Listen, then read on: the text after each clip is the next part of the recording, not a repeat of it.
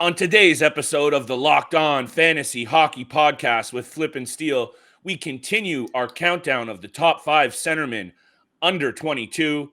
We are looking at Tuesday's 6-game betting board from a DFS and gambling perspective, and we have your back as always with the best analysis in the game.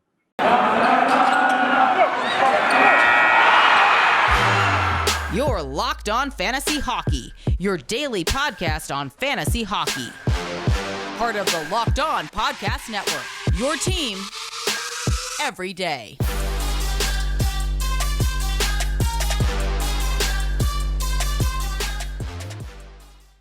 Welcome back, everybody, to the Locked On Fantasy Hockey Podcast with Flip and Steele.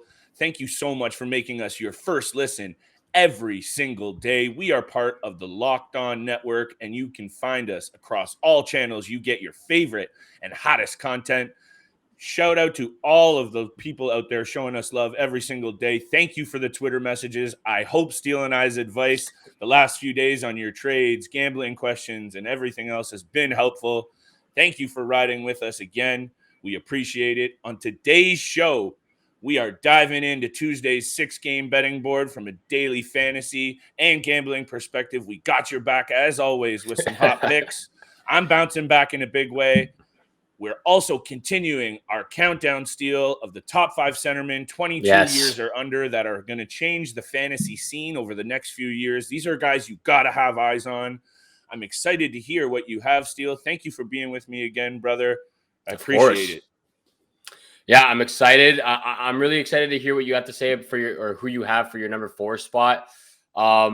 Yesterday's conversation, with Dylan Cousins was a little bit debatable. He is a great hockey player for the Buffalo Sabres, but I'm excited to see what your list turns out to be.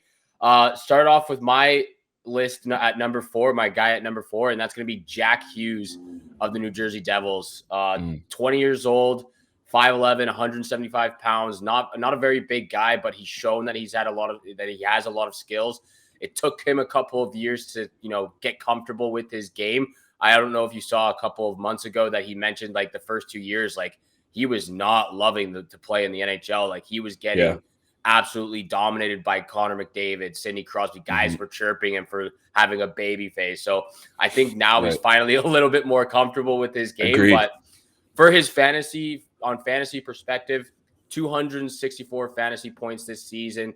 He's got 30 points in 30 games. So he's playing great. His stats don't lie. 30 points in 30 games. He's a point per game player right now. He has missed 20 games this season due to injuries and COVID-19 as well. So, he has struggled with injuries over this short period of time in his NHL career, but he has showcased a lot of his skills. He's got quick hands, quick release. Like I mentioned, he's got his confidence back.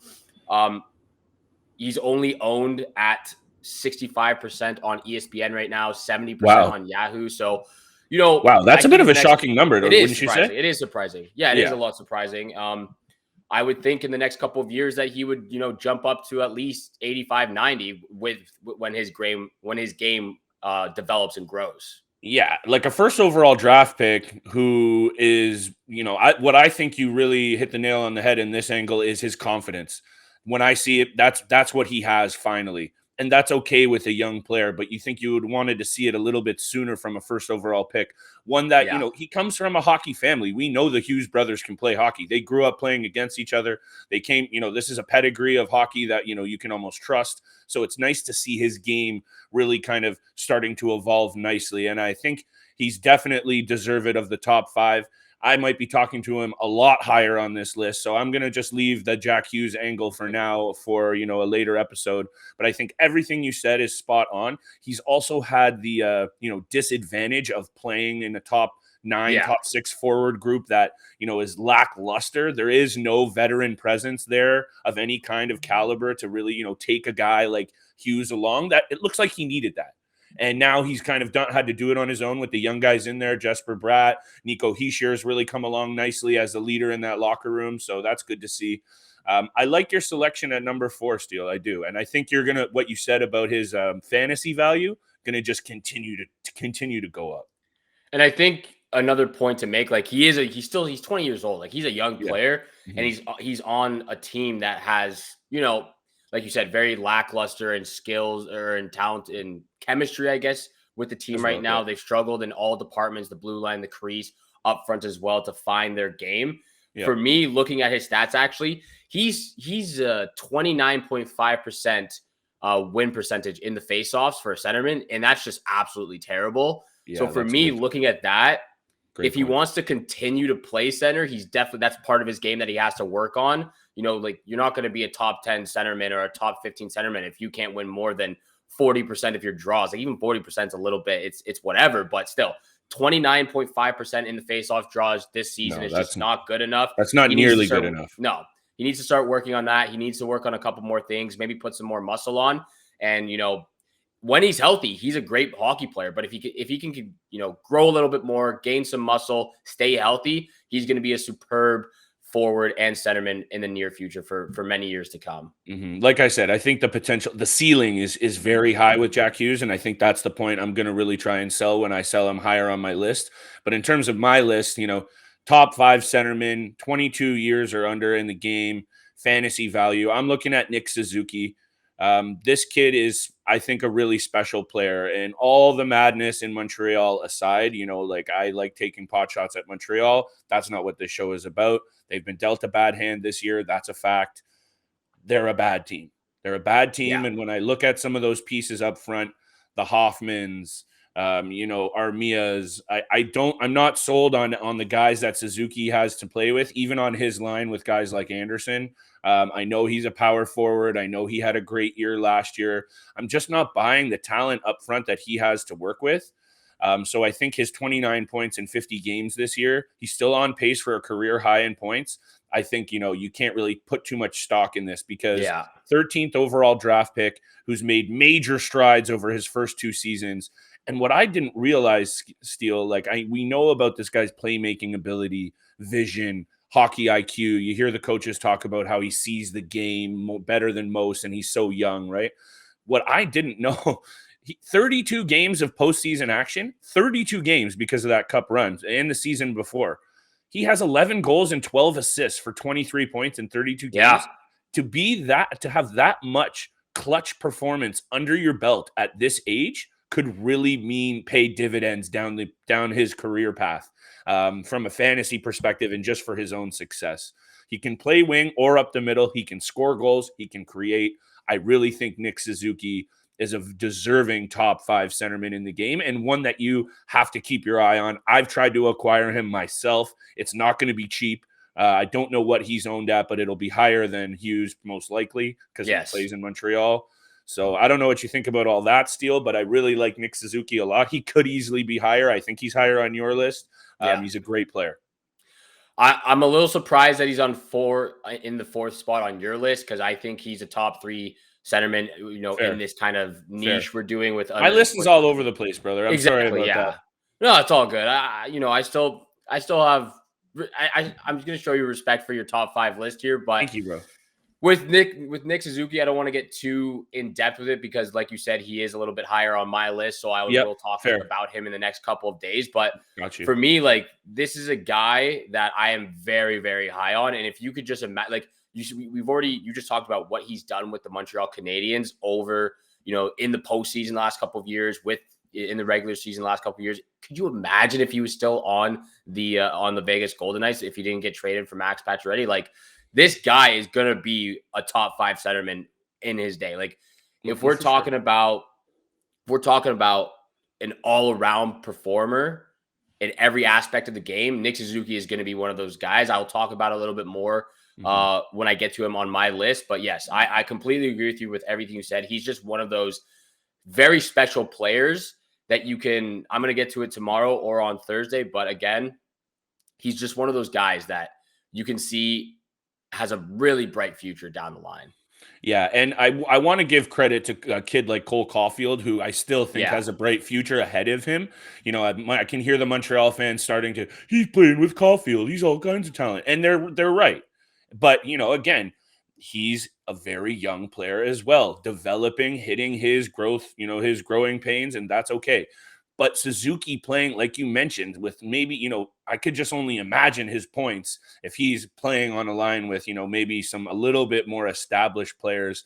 No disrespect to Anderson. Guy plays a mean game, signed himself a big old fat contract for it, but he's not a talented offensive guy, in my opinion. Anyway, in my opinion, what you need to know is about BetOnline. Football might be over this season, but basketball, it's in full steam on the pro court and the college hoop court. From all the latest odds, totals, player performance props to where the next coach is going to land, betonline.net is the number one spot for all your betting needs. BetOnline remains the best spot for all the sports scores, podcasts, and news this season, and it's not just basketball. BetOnline.net is your source for hockey, boxing, UFC, everything right down to all the Olympic coverage that just wrapped up and all the associated info. Head to the website today or use your mobile device to learn more about the trends and all the action. Bet online, it's where the game starts. Thank you so much, everyone, for making us your first listen every single day. We say it every single day because it's true. Steele and I appreciate all the love. Continue to send us those DMs. Hit us up on Twitter. We are active every single day. We are here for all your fantasy questions, betting, queries, everything. We got you. Hit us up. Thank you so much. Please smash that subscribe button. Follow. Show us some love. We really appreciate it. We're getting into the meat and potatoes of our show. I hope you enjoy every single day. We hit the DFS targets hard. That's Steele's angle. We got you with the bets. Let's dive into it, Steele. Tuesday's 6-game DFS board. I did a lot of research for this today. I got a little deep down the rabbit hole on my bets. So let's hear it. Who are you looking at, and what are you liking for Tuesday's 6-game board? Yeah, there's a lot of interesting matchups for Tuesday's schedule. I think the first matchup is probably the best matchup of the night. Should be a very, very good game, and that's the Florida Panthers versus the Nashville Predators. I think that game has a lot of potential to be a very tight game as well, but also with all the talent they have up front on both of these teams, it could be a high-scoring game. So for this game specifically, like I mentioned, there's a lot of talent in this game, but I really like that third line on the Florida Panthers. We talked about how well the top 9 forwards for the Panthers have been this season. And I think you can find some great value and some cheap options on that third line. Mason Marchment, Sam Reinhart, and Anton Lundell, who I talked about as a young centerman for the Florida Panthers as well. All of those guys had a point in that 5-2 win over Chicago, the Chicago Blackhawks over the weekend. I think all of those guys should be in the price range of around $3,000 to $4,000. Sam Reinhart might be a little bit more expensive, but again, playing on that third line, not getting as much minutes as the top 2 lines as well. And then all 3 of those guys are on the first power play or the second power play unit, and then Lundell's on the second penalty kill as well. So for me, I like that third line. Of course, you can go with the superstars in Huberto and Alexander Barkov, or even on the Nashville Predators, Matt Duchene, Ryan Johansson, Philip Forsberg. Maybe find some value in Tanner Jeannot as well. But for me, I like the Florida Panthers third line heading into this matchup. What do you think, Flett? I think that you might not like my angle for this one as much. Oh, God. But hold on. It might not be what you think as well. I would go with this for this game. I would stay away from any Nashville Predator because I don't like this spot for the Preds. The Panthers are absolutely rolling right now. Like, let's not try and get it twisted. They are for real. Nashville going the opposite direction. 4 straight losses and not looking good. So for me, these Florida Panthers, you're going to pay the premium price for the top guys. So maybe look all the way down the lineup. But I would also look at Sergey Babrowski as your goalie for the night because I think this is a great spot for him. I'll get into that and his numbers against Nashville in the next segment in a few minutes here, but I would go with what you mentioned, Steele, in terms of Florida. I like those angles, but I would stay away from the Nashville Predators, who I think are in for a long night on the offensive end. So I like what you're saying with targeting Florida for this game because I think it's a very, very good spot for this Florida team who looks like they are absolutely clicking. Yeah, and I like your Bobrovsky pick there. I did go with a different goalie, which I will get into it with a little bit, but I think Sergey Babrowski going up against this Nashville team, he's battling with UC Saros.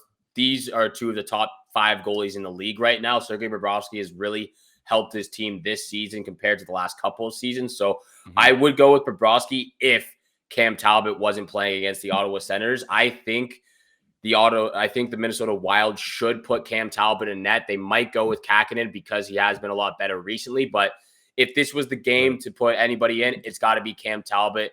The last 2 games, 9 goals against the Winnipeg Jets and the Edmonton Oilers in those 2 losses. So I think this matchup against the Senators team, just get his confidence back, get him in the game, get him in it's obviously not like a pushover game where the Ottawa Senators are going to roll over, but it's one of those easier games that the Minnesota Wild should win, like 9 out of 10 times. So I like that you always like the bounce back situation. If a goalie's been doo-doo, I love it. Look to whoever's playing the crappiest team and let's hammer that goalie. I don't hate the angle at all. It's solid logic, and I think for the right price, I think Talbot have a look at him for sure. Like I said, I think my guy would be Bob, but it depends on what you're working with budget wise. Exactly, and it all comes into play depending what we said before. Like if you go with the superstar guys on the Panthers or on any other team, you're going to have to pay the premium price and may not be able to, pay for a goalie like Sergey Babrowski. So of course, with that being said, all the other guys I have on the Minnesota Wild, this is the team where I hammered hard on the top guys: Kirill Kaprizov, Matt Zuccarello, Jared Spurgeon, again Cam Talbot. Kirill Kaprizov, 62 points on the season. Matt Zuccarello, 52 points. The Kaprizov, 9 points in his last 5 games. So Zuccarello, good. 10 points in his last 5 games. So good. Those guys have absolutely clicked, Flip. Like this, watching them play this season has been absolutely phenomenal. Matt Zuccarello literally has eyes in the back of his head. He can find him from 200 feet down the rink, and literally Kaprizov could score. I was thinking about this while you were talking about the Wild just now, how excited I already am for playoffs. Like I want it to start now. I need to see some of these teams because I think more so than what we've, not to get off topic, but more so than we've seen in past seasons, some really good teams that we aren't used to before, like Colorado, sure. But, the Wild, like these divisions are a little bit upside down in terms of like the Florida Panthers, I did not expect to be this good. Good, yes, but not this good. So I'm excited to see them really be put to the test. Same situation here. But who else are you looking at, Steele? Or because I can hit you with the team that I'm looking at from a DFS perspective before we head into betting. Yeah, I guess it'll be real quick, but the one other matchup I was looking at was the Columbus Blue Jackets versus the Toronto Maple Leafs. And the only reason I say that is because in the last 6 games, Columbus has 27 goals for, and as well for the Toronto Maple Leafs, in the last 7 games, they have 28 goals for. So it could be a really high scoring game between those 2 clubs. Yeah, and I'm going to talk about that game for sure. We have to. Both teams have also been allowing a ton of goals. So goals for, yes, I bet you the goals against are also crooked. I'm not going to I'm not touching over-unders in that game because that's a hornet's nest ready to be played with. But what I'm looking at, Steele, I'm looking at the St. Louis Blues at the Philadelphia Flyers. We've talked about the Blues a lot lately. I think I've said I've been watching way too much St. Louis Blues hockey, and then look what happened Saturday night special. And they played really well against the Leafs. So I think that the confidence is finally starting to click for the Blues. I talked a little bit about Braden Shen. I still think there's a lot of value in some of these guys down the Blues lineup, which is why I'm talking about it. We talked about the big guys. Those are going to eat up your budget, but the utility spots and filling out your lineup. Look down their lineup. The third line is not bad. Ivan Barbashev, Oscar Sundqvist, these guys are going to be cheap. They chip in with apples. They chip in with goals. Even a guy like Jordan Kyrou, a little bit more expensive, but I love this kid. He is the real deal. I like the Blues. They look to be clicking offensively. So take a look at the Blues. Take a look at some value guys down their lineup. And I think, you might get lucky there, Steele. In an advantageous situation, which I'm going to talk about in a sec, the Blues are a good team right now, and Philly is just a dumpster fire, and I believe they're on another lengthy losing streak 4 in a row. So, give me some St. Louis Blues action.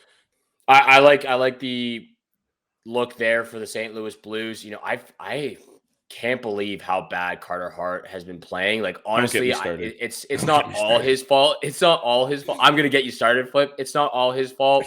But again, the entire team has just not been there. Carter Hart compared to his rookie season where he looked Right. absolutely spectacular, like he was going to be that Dude. guy for them. I can't. I have him in too many leagues. It's just been so hard to watch. You're spot on. Like, I don't know. Yes, he's been hung out to dry, but he's also just needs to be better. He just needs to be better. He does. He does need to be better. I finally convinced one of my buddies to drop him from his fantasy team. So he did that. He picked up I forget who he picked up, but he's doing a lot better now. So hopefully that's because he listened to you, brother. And he listens to the pod. I know.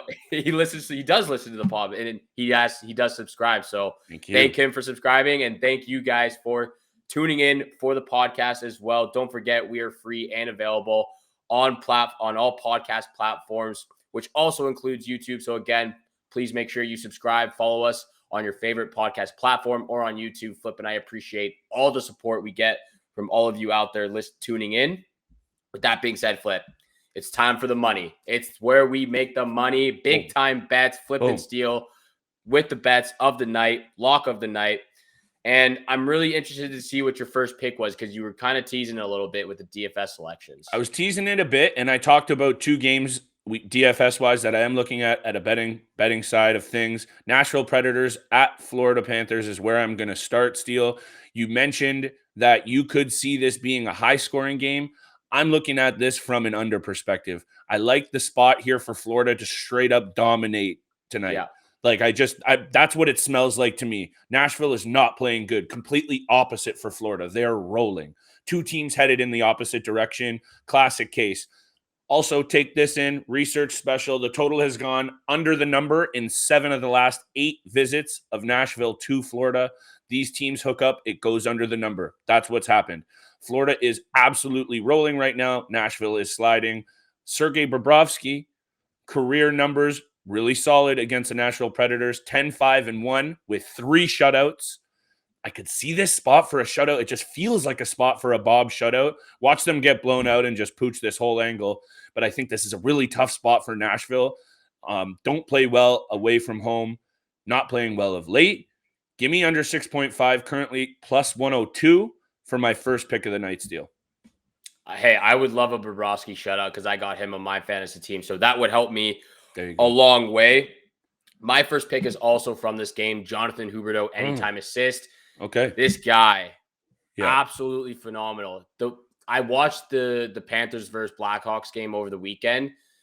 Huberto and Barkov are just some of the most underrated defensive players in the game right now. Like, Barkov has always been one of those defensive players for a centerman, but Huberto, he's starting to become one of those, Selke nominated guys, in my opinion. He's done a fantastic job defensively. So with that being said, Huberto, anytime assist for me, because he's just been racking up in the Apple column right there.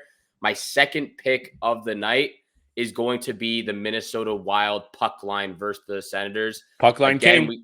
Puck line king. Like I mentioned before, I also have Cam Talbot on my fantasy team. So this is why I think this is a huge game for him. He got beat bad in his last 2 games, 9 goals against, like I said. So put Cam Talbot in net, get the easy dub, get his confidence back. But this team, the Minnesota team, has been absolutely rolling. They just beat the Edmonton Oilers 7-3 on Sunday night as well. So that was an ugly performance. Ugly win from the Edmonton Oilers. Like, sidebar conversation.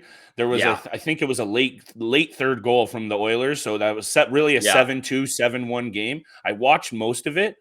I feel like an absolute clown for coming on here and telling you to sprinkle a 20 on the Edmonton Oilers. That was a quick 20 in the bin. Hey, maybe they turn it around, and you never know. And that's why I told you to only do a 20. But holy crow, that team needs to figure it out defensively. I don't know what's going on there, Steele. But sorry, please continue. You're right. Minnesota beat the pants off them. We Flip and I have said this multiple times. The Edmonton Oilers are not going far with Mike Smith and Mikko Koskinen in net. It's not happening. Not with that blue line. Maybe with not with the blue line either. Maybe with 6 Darnell Nurses. Maybe. Yeah. Like, holy crap. Anyway, mini hammer. It's been tough. So, Minnesota Wild on the puck line against the Ottawa Senators. I think the goalie situation for the Senators has not been ideal. It's been very difficult for them. So, I like this matchup going into Tuesday night. What is your second pick, Flip? Second pick, Steele. And while doing research for this pick, I want to throw out an interesting stat in a second here that I didn't even realize. And as a Leafs fan, I'm kind of ashamed of it. But I'm going to the Toronto Maple Leafs at Columbus Blue Jackets situation here. Leafs played last night, but I like this spot here back to back for the Leafs. But I'm going with a player prop, been hitting them nicely. I like Austin Matthews, anytime goal scorer in this one. Austin Matthews, I can't talk enough about this kid.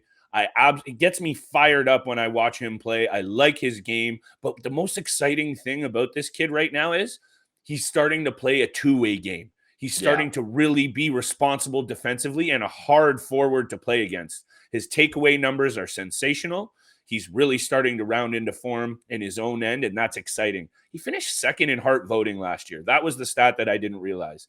Second in Hart voting and a deserved MVP in this league. He is nasty. He was held off the score sheet Saturday night against the Blues. We're recording early. I don't know the final result of the game against Montreal, but he does not usually struggle for many games in a row. In fact, aside from his 4-game pointless drought at the start of the season, he has not gone more than a single game without producing at least 1 point. He is nasty. He shredded Columbus earlier this season for 2 beautiful goals and a 3-point night. I love this spot for Matthews to bounce back and to close the gap on Leon Draisaitl for the Rocket Richard. He is currently 2 back as of recording of this show. Austin Matthews, anytime goal scorer against a Columbus team who he already Swiss cheesed earlier in the season. And I expect Swiss cheese to be on the menu again. And I'm hungry, Steele, because I'm going to keep throwing out these food references. Yeah, I like that pick too. I think it's going to be a head-to-head matchup against Patrick Laine as well, just shot for shot. So it should be a very interesting, dynamic between the two first overall picks. Yeah, can we talk about for a second draft when Jets fans were trying to say Laine was better than Matthews? Like, can you go sail a boat? It's not debatable. It's not debatable whatsoever. Yeah, that was ridiculous. I don't know why. But Jets fans are like. Yeah, I feel like every Jets fan just follows Jesse Pollock and just goes under Steele, wherever easy. he goes. Our Winnipeg numbers just took a dive. The Manitoba numbers, we lost Manitoba. No. Anyway, sorry, brother, your bet. You can't deny that Austin Matthews is better than Patrick Laine, though. Thank you. Anyway, with my last pick, it is going to be from that Seattle Kraken game versus the New York Islanders. I am taking the Seattle Kraken on the money line at plus 140. I think this is the Kraken have lost 3 games in a row.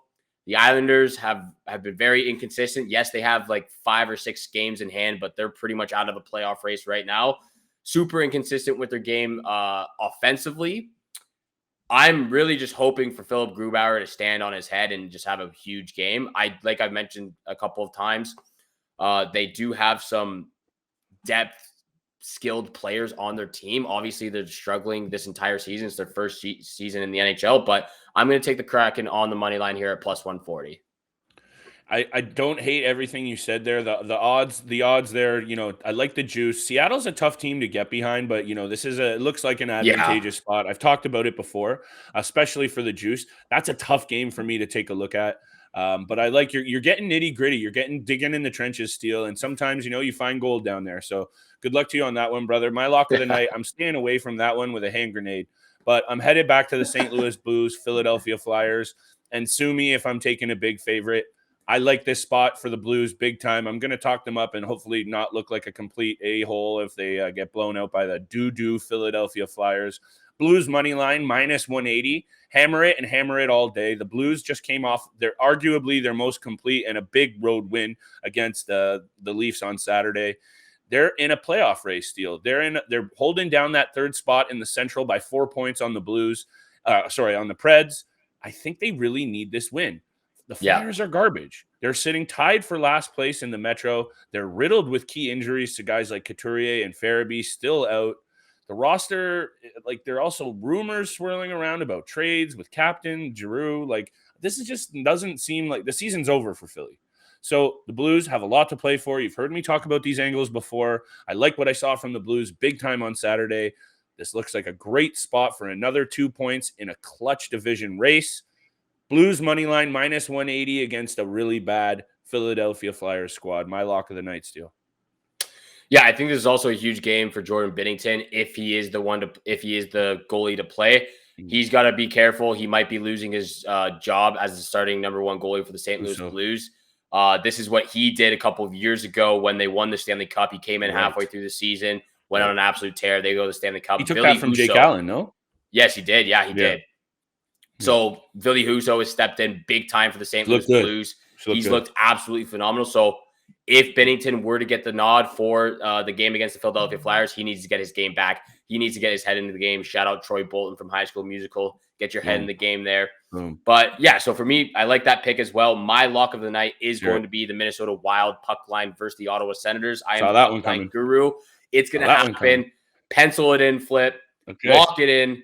Bang. Everyone, thank you so much for tuning in for the Locked On Fantasy Hockey podcast, making it your first listen every day. If you want more gambling advice on what you should pick every day, make your second listen Locked On Bets, your daily one-stop shop for all your gambling needs. Locked On Bets. It's hosted by your boy Q with insight from Lee Sterling. It's free and available on all platforms, just like this podcast right here. So please go make sure you subscribe and follow to us on your favorite podcast platform, as well as on YouTube, and you'll get the latest episode of Locked On Fantasy Hockey podcast as soon as it's available each and every day, which is 7:00 in the morning Eastern time. Like we say all the time, make sure you leave a comment on the YouTube channel, message us on Twitter with any questions you might have, any situations we can help you out with. Tweet us at Locked On Fantasy Hockey Show. We'll get back to you as soon as possible.